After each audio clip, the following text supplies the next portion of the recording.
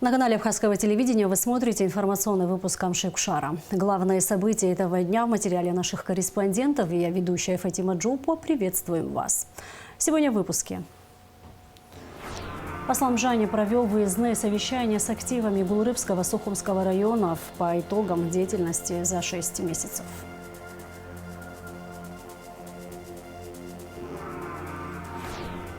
В Сухумском офисе движения матерей Абхазии за мир и социальную справедливость открыли фотостенд погибших добровольцев. Вышла в свет книга Анзора Гума «Сухум. Очерки по истории и архитектуре города конца 19-го, начала 20 веков».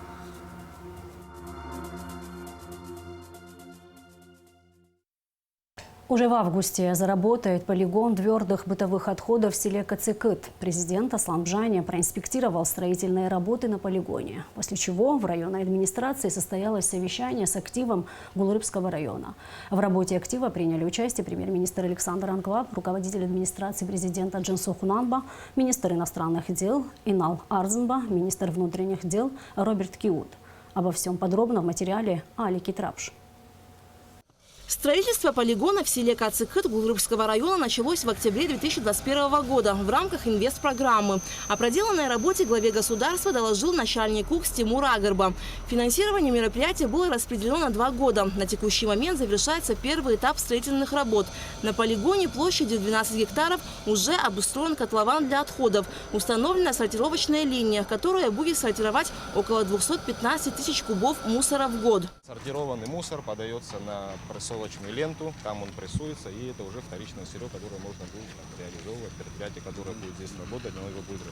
Все остальное подается вот на 2 ленты, под лентами будут стоять грузовые автомобили, которые будут свозить на котлован.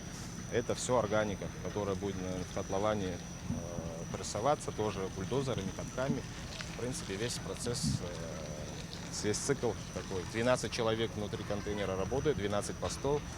На самом предприятии, внутри этого предприятия, там до 25 человек должно работать, чтобы его обслуживать. Это водители, операторы, там, управляющие и так далее. Приблизительно на 5 лет котлован первый нам хватает. Потом следующая карта надо будет расширять котлованы, то есть следующим этапом еще один. В год у нас сколько? 215 тысяч. Это то, что может обработать эта сортировочная линия.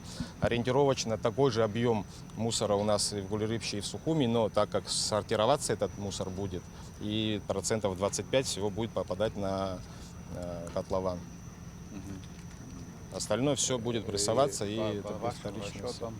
Этого котлована одного хватит на При 5 правильной лет. сортировке первый котлован хватит на 5 лет. Уже года через 4 надо будет начинать второй котлован. Весь вот этот комплекс у нас изначально стоил 112, но после пересчета в 2022 году 136 миллионов стоимость этого объекта. На втором этапе планируется строительство очистных сооружений. Оборудование производят в Подмосковье. Примерно через 3 месяца оно будет на месте, после чего приступят к монтажу.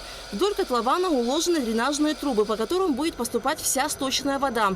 12 человек будут сортировать мусор, извлекая из него фракции металла, пластика, бумаги, стекла. Затем органические отходы, которые будут сбрасываться в котлован и утрамбовываться.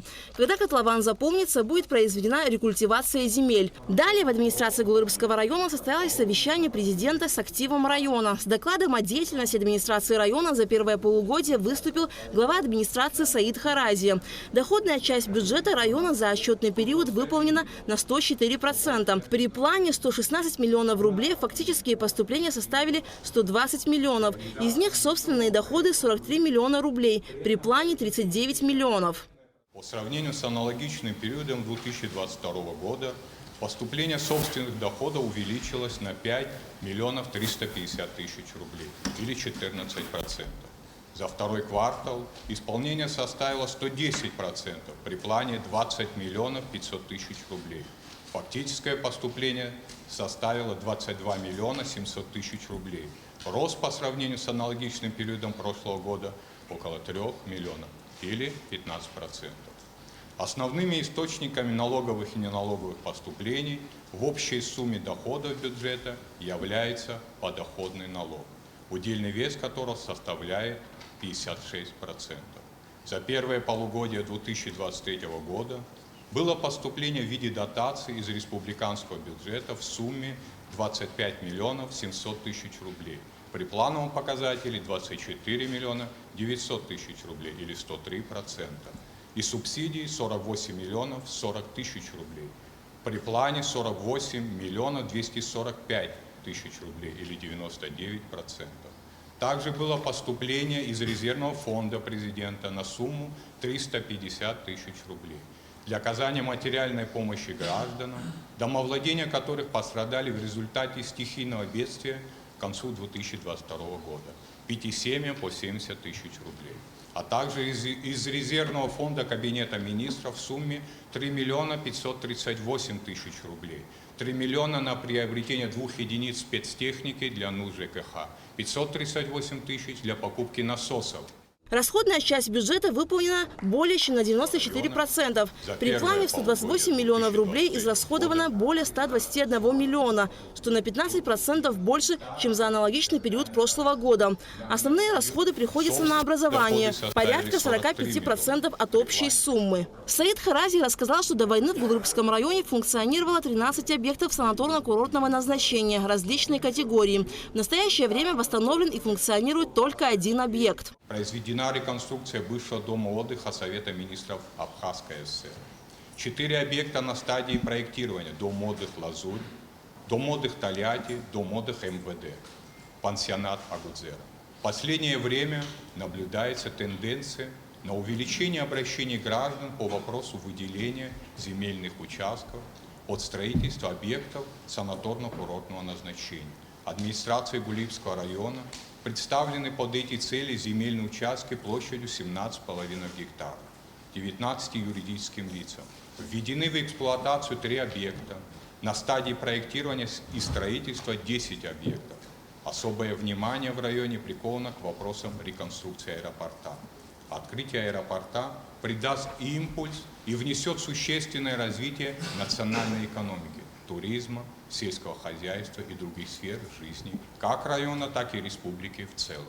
В течение первого полугодия в районе была проведена работа по расчистке линии электропередачи протяженностью 50 километров. Заменены 35 рубильников, восстановлены высоковольтные кабели, заменены на железобетонные 143 деревянные опоры. Было установлено дополнительно 11 трансформаторов, заменено 15 сгоревших трансформаторов. Как сообщил начальник РЭС Гулрыбского района Зураб Ханагу, за последние 6 месяцев было установлено 132 прибора учета электроэнергии. Президент подчеркнул, что ситуация с собираемостью платежей за электроэнергию должна измениться, и подвел итоги совещания. Я внимательно слушал выступающих. У меня были материалы, я с ними ознакомился, прежде чем сюда приехать. Видно, что работа продолжается, есть определенная динамика, но я как бы исхожу из того, что нам необходимо нашей работе придать дополнительный импульс, потому как и у района, и у республики в целом есть потенциал, который не раскрыт. Потенциал он может остаться нераскрытым, если не приложить должное, нужное усилие для его раскрытия. Что я имею в виду? Вот выступал начальник налоговой инспекции, и вот вы называли цифры о том, что налоговое поступление и в прошлом году, и в этом году, вы сравнивали с аналогичным периодом прошлого года, есть сверхплановые доходы. И это, конечно, хорошо. Но нам нужны другие результаты.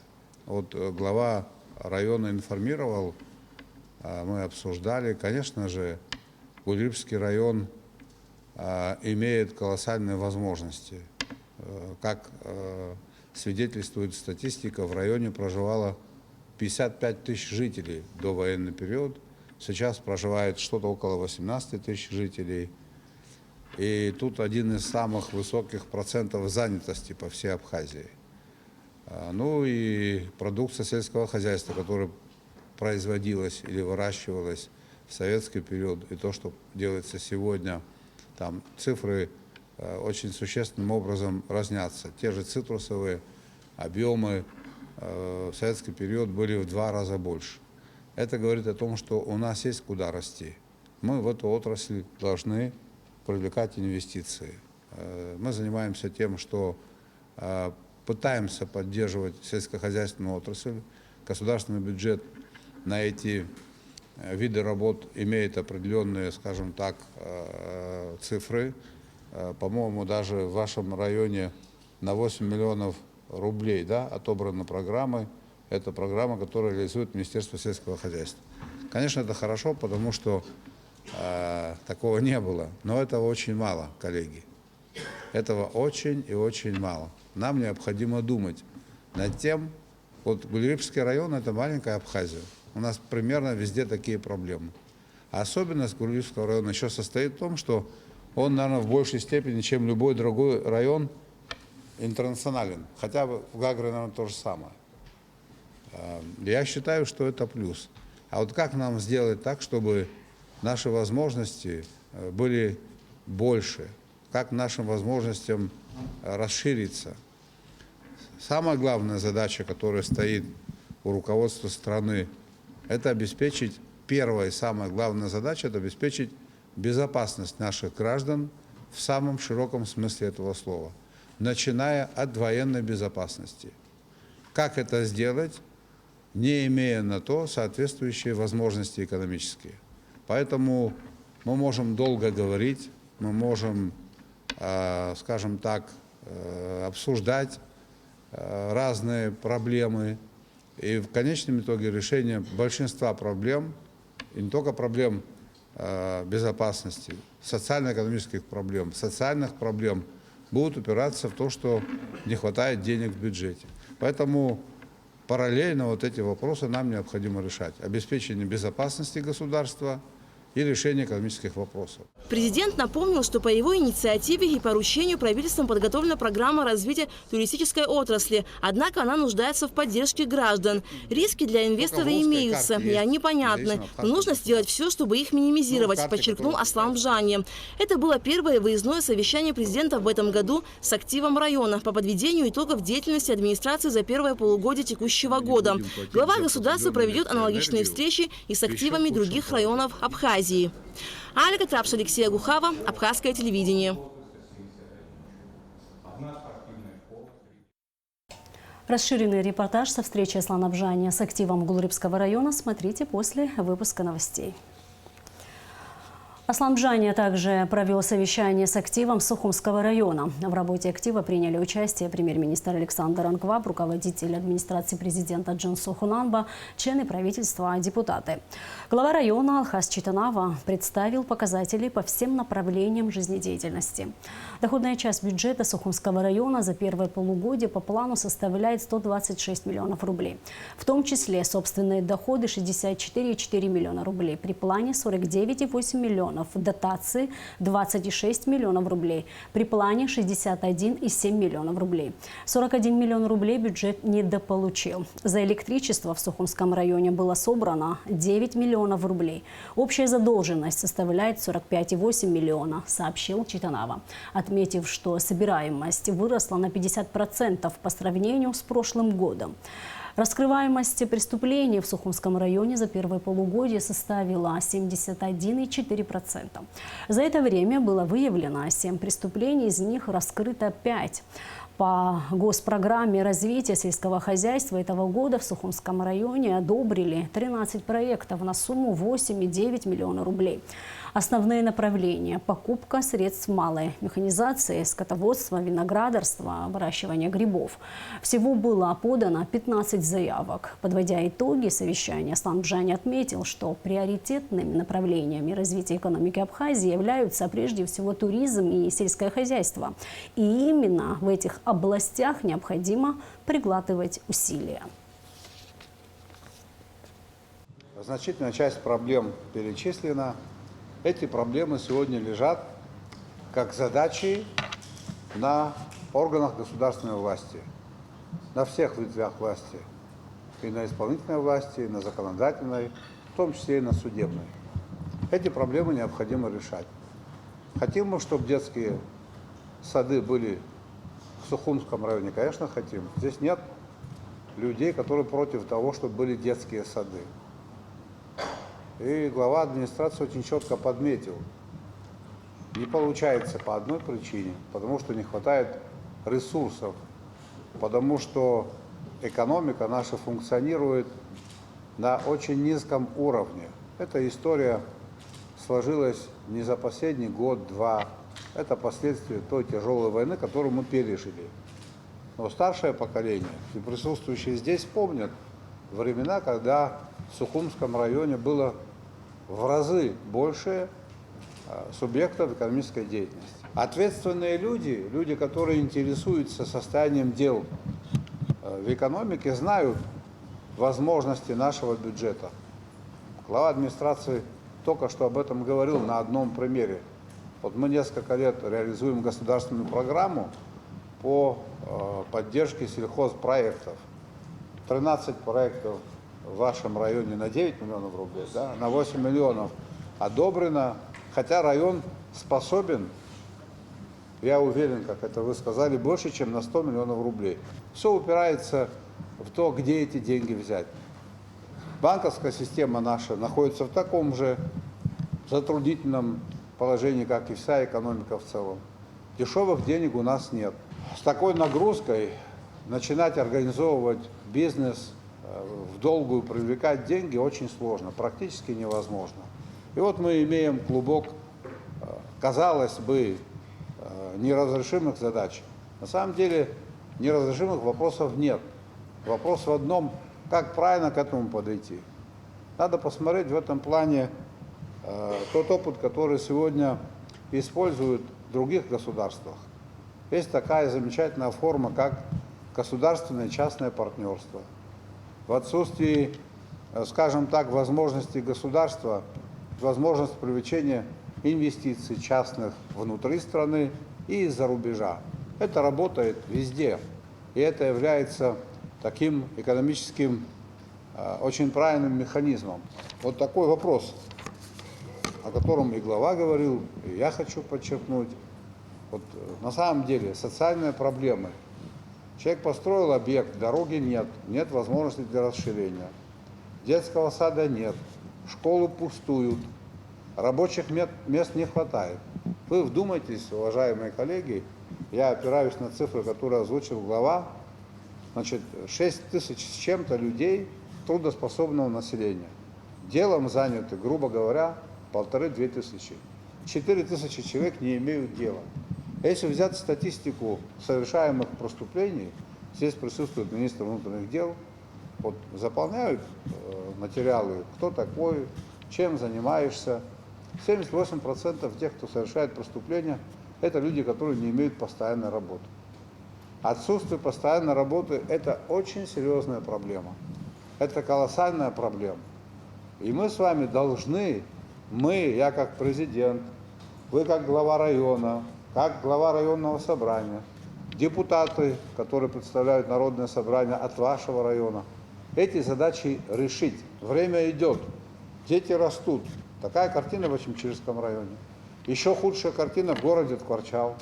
Такая картина может чуть лучше в Гульрипском районе.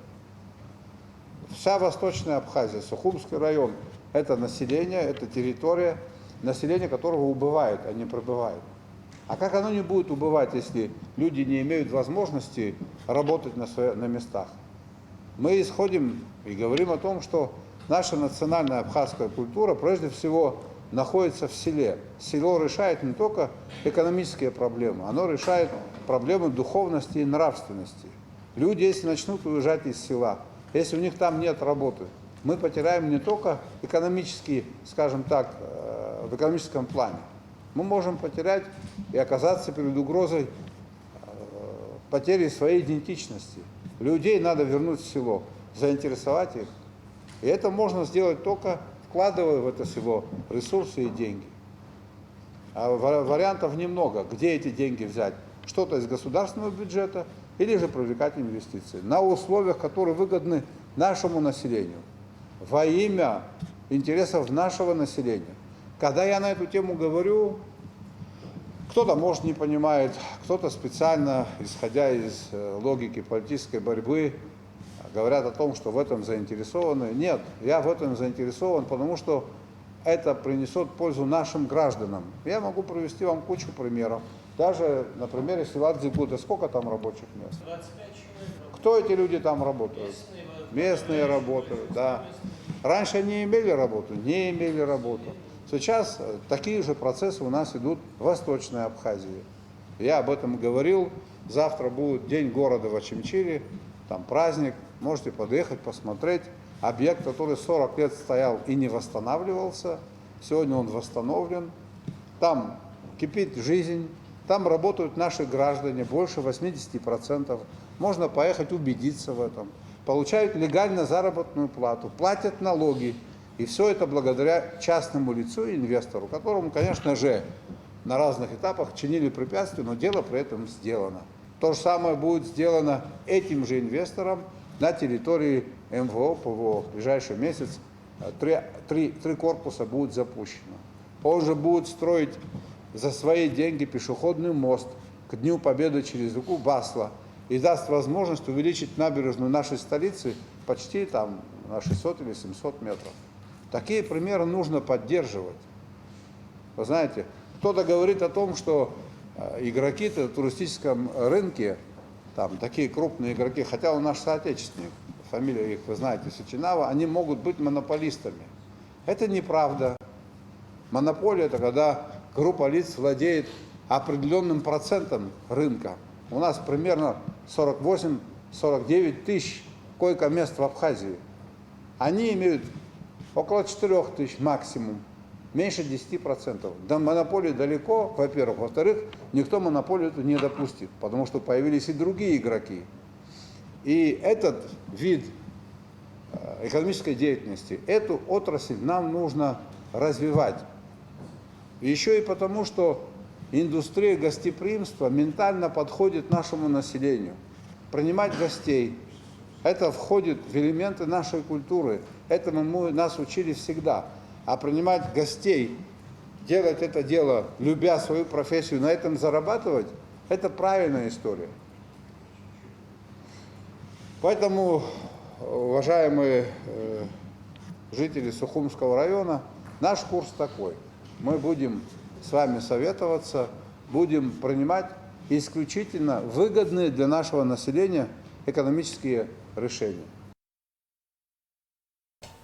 Мужчина и женщина погибли в ДТП в Гудаутском районе, сообщает «Спутник» со ссылкой на начальника Гудаутского РОВД ЗОС Мугицба.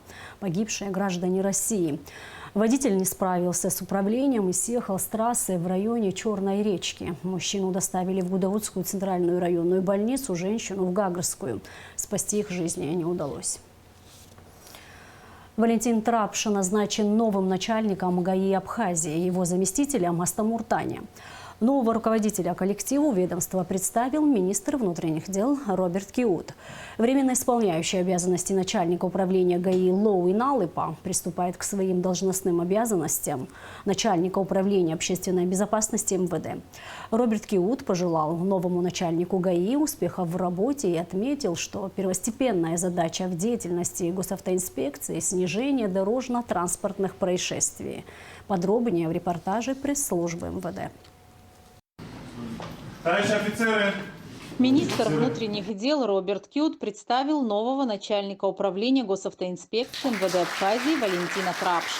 Временно исполняющий обязанности начальника управления ГАИ Лоу Иналыпа, согласно приказа министра внутренних дел, приступает к своим должностным обязанностям начальника управления общественной безопасности МВД Республики Абхазия. Хотелось бы поблагодарить Иналыпа Лоу за проделанную работу, за этот период.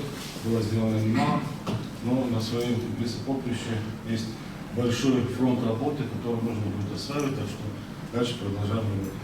Приказы министра по личному составу зачитала заместитель начальника управления кадров МВД Лонда Куправа. На должность заместителя начальника управления госавтоинспекции МВД Абхазии назначен Астамур Таня. Пожелав успехов полковнику Трапш в работе, министр внутренних дел обозначил личному составу госавтоинспекции ряд служебных требований. Обращаясь к коллективу госавтоинспекции, хотелось бы отметить, существует ряд приказов министра. Хотелось бы, чтобы эти приказы не игнорировались. Вот чтобы вы понимали, не хотелось бы, чтобы принимать какие-то меры в отношении отдельных сотрудников, которые нарушают приказ. Первостепенной задачей в деятельности госавтоинспекции Роберт Кют обозначил снижение дорожно-транспортных происшествий. У нас большая проблема на дорогах, все это знают. Нам все вместе нужно выработать механизм, который позволит нам уменьшить, в первую очередь, смертность на дорогах. Это самая главная наша задача. Проработайте, пожалуйста, план соответствующий. Нужен системный подход. Нужно менять, наверное, многое. Попросил бы руководителя подготовить в ближайшее время свои предложения по улучшению ситуации на дорогах. В остальном скажу так, готов оказывать вам посильную помощь во всех направлениях. Роберт Кют отметил, что только при слаженной работе сотрудников госавтоинспекции повысится уровень безопасности на дорогах Абхазии. 4 дня проходили сборы на полигонах Министерства обороны со штатными снайперами, сообщается на сайте оборонного ведомства республики. Основное внимание уделялось апробации новых форм и способов действия в бою в условиях резко изменяющейся обстановки. Стрелки изучали тактико-технические характеристики вооружения и специальной техники, основы и правила стрельбы в различных условиях. На завершающем этапе сборов с военнослужащими прошли соревнования, в ходе которых были выявлены лучшие снайперы. Занятия проходили как дневное, так и в ночное время. В Гагарском районе завершены работы по восстановлению энергоснабжения села Лдза, сообщает пресс-служба Черноморэнерго. В селе Псахара построена магистральная линия. 14 июля здесь начались работы по подключению к ней потребителей. В Гагре введен в строй фидер управления городского хозяйства. Все объекты хозяйственных служб города запитаны. Также завершены работы по 40 заявкам от населения.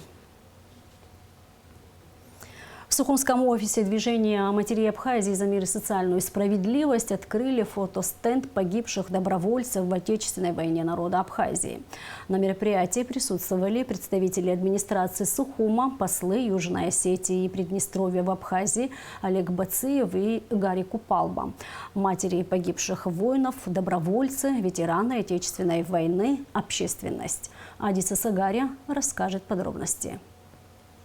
Белое полотно со стенда сняли добровольцы, герой Абхазии Аслан Абаев и кавалер ордена Леона, председатель Ассоциации добровольцев из Чечни Вахид Керимов. Вот столько фотографий, я сразу увидел человека. Это у нас, мы его дед Хасаном называем. Да. Этот человек выполнял те дела, те работы, те боевые действия, которые не каждый мог бы, потому что он каждого человека погибшего помывал, сауна окутывал его, провожал. То есть он был для нас святой человек. Дед Асан, вот он. Всех мы, конечно, помним. Муса, Султан. Тут всех мы знаем. Вахид Керимов отметил значимость увековечения памяти героев для подрастающего поколения. Каждый любой сделанный шаг адрес то ли войны, то ли добровольцам, то ли ветеранам, разницы нет. Это очень много значит для народа Абхазии и для добровольцев, и для родных добровольцев. Для всех нас это очень многое значит. И обратите внимание, после того, как мы все это откроем, лица на этих фотографиях, это, к большому сожалению, не те лица, которые сегодня большинство у некоторых. Тогда были благородные, честные и, одним словом, люди, которые можно было доверять на все 100, даже на все 1000%.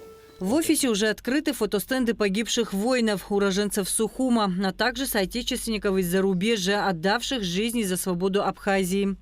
Я благодарна моим женщинам, которые замом является Аза Гумба-Гумава. Она потеряла 2 сыновей. Один погиб в 16 лет, другой погиб в 19 лет. В один день она хоронила своего брата и сына. И вот, благодаря вот таких, как Нанули Шинкуба, она потеряла единственного сына. Благодаря, как Джулета Касландия потеряла единственного сына. Вот так у нас Координационный совет собран, вот так, что мы вот нас объединили наши дети, и поэтому мы и победили. И победили вместе с этими добровольцами. На мероприятии присутствовал депутат Народного собрания, председатель благотворительного фонда «Помним» Леонид Лакербая, который занимается делами добровольцев. При поддержке руководства страны представители фонда побывали во всем Северном Кавказе и посетили родителей погибших добровольцев. Осталось посетить Республику Ингушетия. Чтобы помнить добровольцев, лишнего ничего не будет. Ничего не будет лишнего. Это может быть совершенно маленькое мероприятие, одна фотография одного парня. Я вот сейчас хочу сказать благодарность школе Тхварчельской, которая смогла провести мероприятие, посвященное Берхамову, 15-летнему пацану, да, Акваскетская школа Тхварчельского района. Вот из таких маленьких складывается память. И если мы это забудем, то нам грош цена. Это тогда значит забыть вообще о победе. На сегодняшний день 79 матерей и отцов погибших добровольцев, которые живы. К сожалению, это число все время уменьшается. К сожалению, время диктует свое. Но мы должны о них помнить. Помощь в подготовке фотостенда оказали глава администрации города Сухум Беслан Эшба, директор пивоваренного завода Амра Ануа, гендиректор компании Амобайл Борис Барцыц, Адиса Сагария, Константин Парулуа, Абхазское телевидение. В Абхазии появилась еще одна молодежная организация «Дети ветеранов Отечественной войны народа Абхазии». Главной целью ее создания – помощь семьям ветеранов войны. У организации есть своя эмблема, автором которой является Наала Аламия. Цвета эмблемы – это цвета флага, зелено-белые полосы с изображением большой и малой ладони, что символизирует единство поколений. Направлением деятельности организации являются сферы образования, науки, культуры, искусства, просвещения, духовного развития молодежи. Хотелось бы, так скажу, попросить, чтобы мы все поняли, что если мы не объединимся, мы потеряем свою страну, свое государство, которое ценой жизни наших братьев, до 3000 человек, которые отдали жизнь, наверное, мы к ним отнеслись несправедливо. Я так считаю. Мы все живые, 30 лет у нас уже дети выросли, вон какие большие дети, да? Бог нам дал такую возможность, подарил счастье.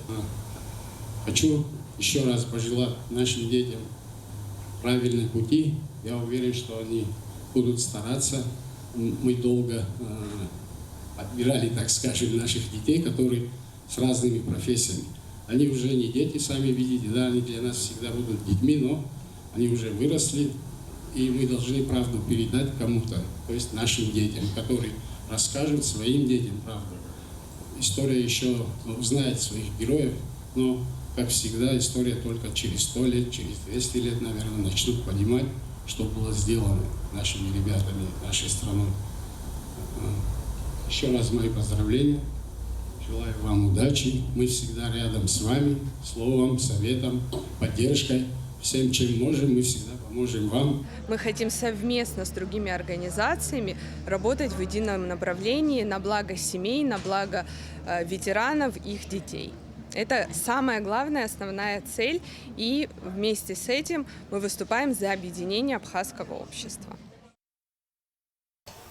Книгу Анзора Гума «Сухум. Очерки по истории и архитектуре города конца 19-го, начала 20 веков» презентовали в Абхазском драмтеатре. Над сбором материала, вошедшим в книгу, автор работал более 30 лет. Книгу подготовила супруга Анзора Гума, заведующая отделом природы Государственного музея Абхазии Таисия Алания. Финансовую поддержку оказала компания «Аквафон». На презентации была и наша съемочная группа. Репортаж Рады Чичава. Издание собрания известного историка, археолога, художника и коллекционера Анзора Гума по архитектуре Сухума конца 19-х, начала 20-х веков в 2016 году стало долгожданным событием в культурной жизни Абхазии. Книга «Старый Сухум» стала настоящим бестселлером, определенным must-have среди всех поистине влюбленных в прекрасную солнечную столицу. Сегодня, спустя 7 лет, новое издание книги, по традиции изданное при финансовой поддержке компании «Аквафон», отличается еще больше большим объемом текста, новыми и порой крайне редкими фото и, конечно, исключительной, неоценимо важной информацией, которую по крупицам собрала и подготовила супруга Анзора Агума Таисия Алания, заведующая отделом природы Государственного музея Абхазии. С книги Анзора и фиксирует то, что может разрушиться. К сожалению, наверное, мы об этом поговорим, многие объекты, которые там великолепно описаны, их сегодня нету. Очень благодарна за то, что на протяжении всех этих лет, вот начиная с издания старого Сухума, с которым мне пришлось тогда столкнуться, поскольку автора уже не было в живых, столько поддержки, столько доброжелательности со стороны людей, которых я даже не знала. Люди подходили и просто говорили: как здорово, что вы это сделали, как хорошо, спасибо. Это было таким стимулом, такой поддержкой, такой помощью. Сухум без преувеличения можно назвать уникальным городом, омываемый морем, солнечный, аутентичный, будто бы живой. Безусловно, каждый город имеет свой неповторимый облик, который формирует время, история и люди.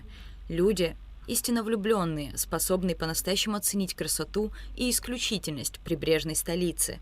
И, конечно, одним из таких людей был Анзор Агума, коренной сухумец, выпускник 10-й средней школы, Сухумского художественного училища и исторического факультета Абхазского государственного университета, ветеран Отечественной войны народа Абхазии. Анзор Семенович работал в Абхазском государственном музее, новостроечной археологической энциклопедии, в управлении охраны историко-культурного наследия. Он подготовил более 100 научно-популярных статей для Абхазской энциклопедии, был участником крупных научных конференций. При его непосредственном участии были организованы несколько абхазских международных археологических конференций и изданы их материалы. Автор более 20 публикаций по археологии, истории, архивному делу, охране историко-культурного наследия. Анзора Семеновича Агума не стало в 2012 году, но его дело, страсть к истории, к ее сохранению, к ее без ложной скромности возвеличиванию живет и по сей день. На страницах книг со скрупулезностью и любовью рассказывающих об архитектуре, культуре и истории, и в людях, отзывающихся о нем со всем теплом. Каждый раз, когда мы в последнее время с ним собирались, он говорил такую фразу: «Я до тех пор, пока в этой стране есть хотя бы один человек, которому важно то, о чем я пишу, я буду писать, я буду делать».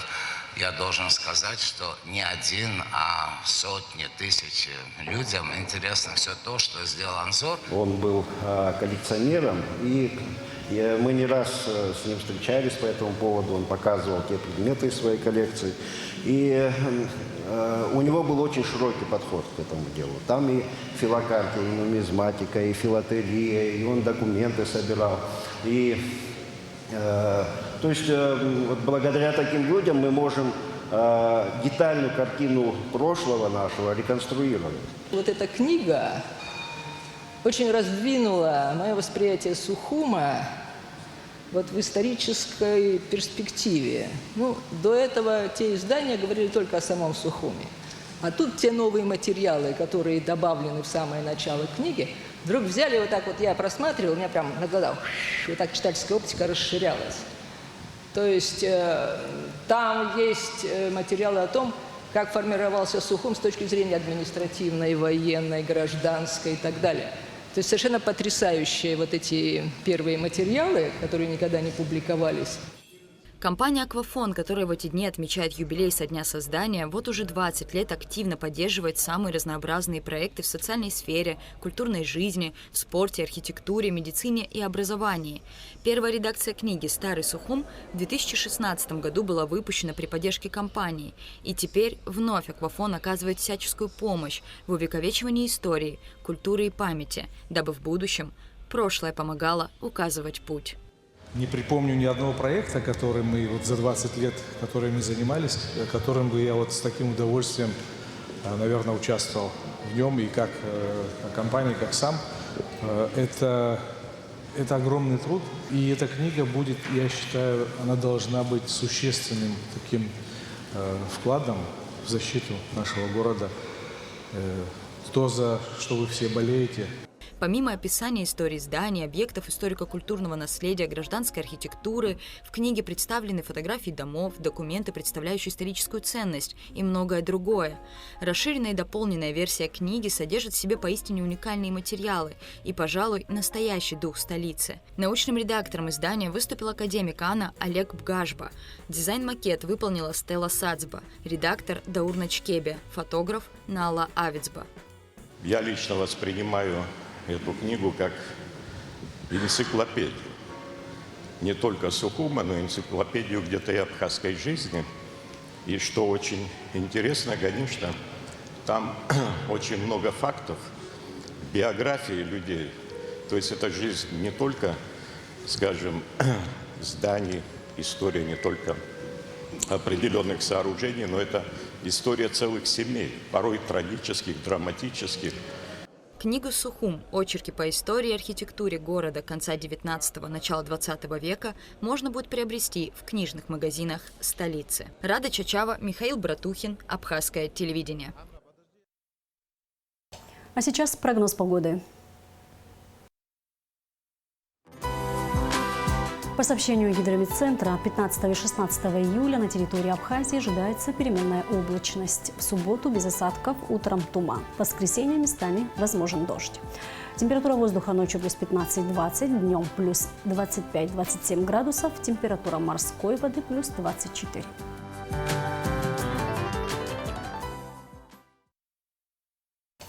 И на этом наш выпуск завершен. Всего вам доброго.